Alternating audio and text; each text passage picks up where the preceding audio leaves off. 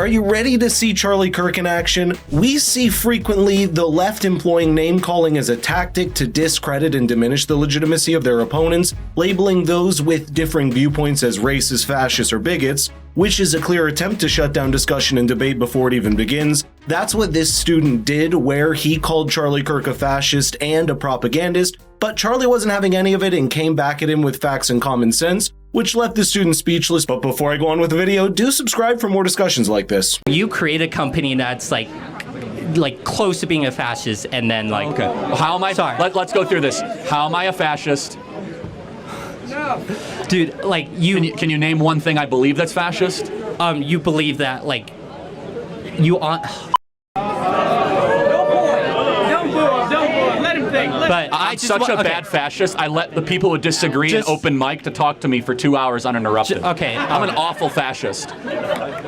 I'm more like a free speech liberal of the 1970s, not a fascist. But I just want to say Turning Point USA is a evil company that was funded by thousands of fracking companies, and that just... No, it's not thousands, but we do have some frackers that give us money. But yeah, and then all it is making the rich more rich. Fascism to fracking. That's all it is. That's all it is. Okay, again, I'm happy to have a debate. I can see you're getting kind of fired up. I'm sorry. So, but why are we evil? Like, we're having a nice discussion. Because all of a sudden you're calling me like because a it fascist. seems like you just want the rich get even more rich. Like we haven't talked about the rich at all. I mean, so...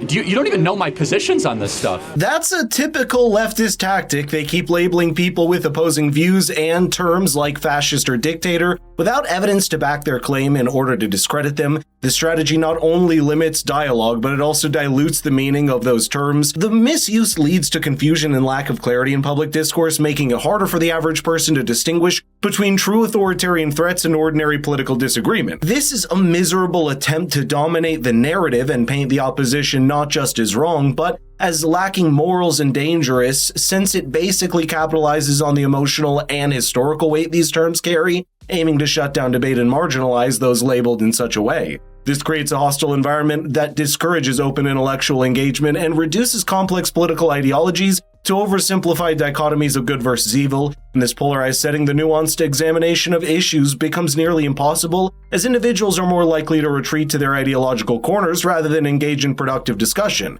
That's what a Pew Research Center survey shows, where it found that 55% of Republicans say Democrats are more immoral when compared with other Americans. 47% of Democrats say the same about Republicans. This demonstrates an increasing division in society, and such an approach also has a negative effect on free speech, as more and more people will fear expressing their opinions if they believe they could be unfairly labeled as fascist or other derogatory terms, leading to self-censorship and a decrease in diverse viewpoints in the public sphere. The wealthiest people, absent Elon Musk, are all on the left. Jeff Bezos, George Soros, Mark Benioff, Mark Zuckerberg, Laurene Powell Jobs. On the left, yes. Can you name one tech CEO outside of Elon Musk that is a conservative? I personally think... Let me think. Peter Thiel? Yeah, that's one. That's one.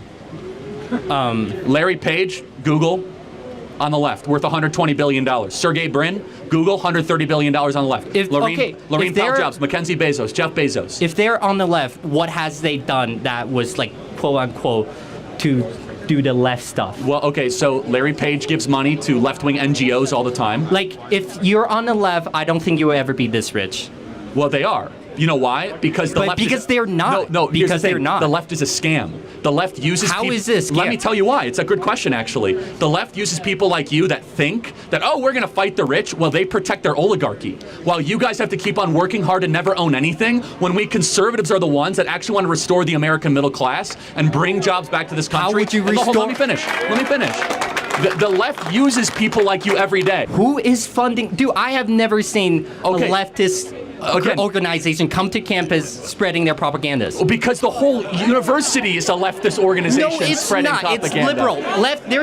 There is a clear-cut difference between a leftist and a liberal. Please make that You're coming after this in a good way, because every major, powerful, wealthy person in the country, over $100 billion in net worth, with the exception of one person, Elon Musk, is on the cultural left and gives money to the left. And you guys give them a free pass. because you think that we're fascists when in reality, we're the ones that are actually fighting to destroy the oligarchy the most. Charlie's correct here. The modern left is a scam. They've deviated so much from their original values that even some Democrats are starting to call them out on this. Just a couple decades ago, the left identified with the middle and working class, but now it's become just as elitist and divorced from reality as the people it supposedly criticizes. And this isn't a coincidence. It's the direct result of what author Carl Rhodes likes to call woke capitalism. He perfectly summarized it in one of his articles saying this, quote, "A fundamental rule of woke capitalism is that politics that threaten the corporate bottom line are to be avoided at all costs. Even when corporations do align themselves with social causes, those causes are generally ones where the real activists have already done the hard work and been successful in influencing public opinion." I think it's important to realize that billionaires don't identify with the woke left just because of their supposed advocacy for social justice or equality. Far from it. They do so because progressive stances enhance their public image and that of their corporations. That's why these billionaires see economic opportunities in the agendas pushed by the woke left, because aligning with popular and prevailing social movements builds a form of social capital that is useful for influencing public policy and opinion, in addition for building brand loyalty and customer base expansion, since a notable portion of the younger population aligns with these values as well. All right, last question. Last point. Last question. How does free market support the middle class? Again, I'm not puritanical, but I think that generally more choices are a good thing.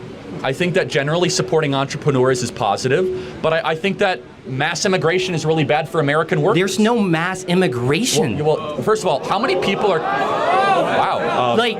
Well, you're right. What? There is mass invasion, but how many people are coming across the southern border every day? I don't know, but like... No, I'm it's not... actually genuinely curious. Can you guess? Okay, on what time frame? Every day. Every day? 500? Yeah, it's at its low point, it's at 10,000 right now. It was 15,000 last month. So what is that annualized? Let's play that out. A lot. Yeah, that's a lot. Yeah. So that's mass immigration, right? How many green cards do we give out every year?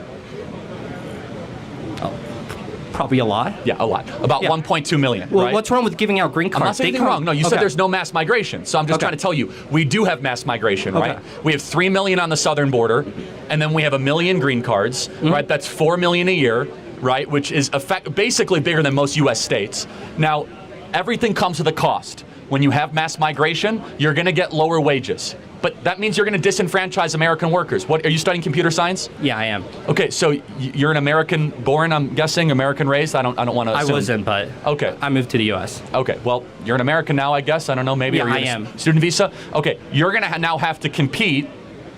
You're kind of proving my point, but that's a separate issue. You're now going to have to compete against foreign labor for your computer science jobs. I think we have a moral obligation to American-born workers to give them preference and priority and restrict the labor supply so that our computer science majors can have higher wages, not to have suppressed wages so some tech CEO can bring in a bunch of Indians and suppress their, no, nothing against Indians, but just, bring down their wages. Personally, I just think that, like, if you came to America and then receive a green card, I think you get to work however you want. Like, okay, I think that American-born citizens and then should there shouldn't be a priority because they're American citizens. Well, that's where we're different. Citizen. I actually think you must have a priority to your own citizens, or else you don't have a government. You have something else. If you don't have a priority to your own people, I don't know what you have. You have a colony, not a country. You're just a big economy, and that's fine if that's your position. By the way, your position is held by the ruling elite.